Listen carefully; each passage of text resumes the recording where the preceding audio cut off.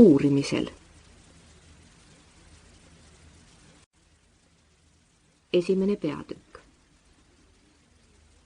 Naval oli peaaegu terve pere Otto ümber koos, kes kroonuteenistusest välja paranemisele oli lastud ja kes praegu koju oli jõudnud.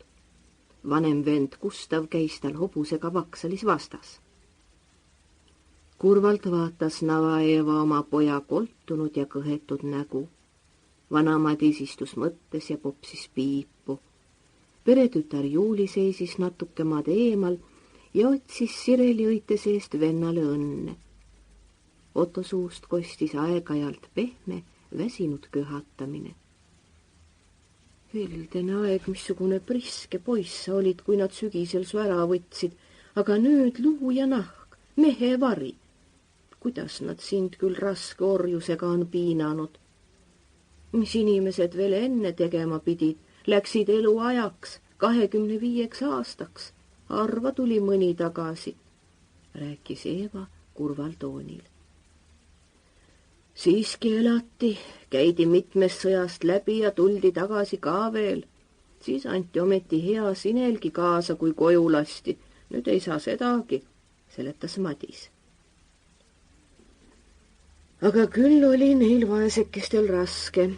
Jooksid eest redusse, mõned raiusid sõrmed otsast ära. Näe, minu onu pistis käe sea suhu, see ammustas 2 esimest sõrme paremal käel ära, ei võetud teist enam soldatiks. Harva pääsis mõni, kui ta pime, kurt või vigane polnud. Nüüd teenivad, kõik on vastu, nagu põlgavad. Rikutakse tervist ja tehakse vigureid, et taga vabaks saada, rääkis Eit. Terviserikkumist meelde tuletades vaatas ta iseäralise pilguga poja peale. See ei pannud seda nagu tähelegi, istus poolotseti ja toetas küünarnukke põlvedele. Muidugi ei taha keegi teenida, sõnas ta ema jutu lõpul. Teenida. Ta naeratas väsinult ja kurvalt. Kahvatute huulte ümber ilmus pilkav joon, mis sinna natukeseks ajaks peatama jäi. Siis valgus ta üle näo laiali ja kadus. Enne oli teenistussurm, elusalt matmine.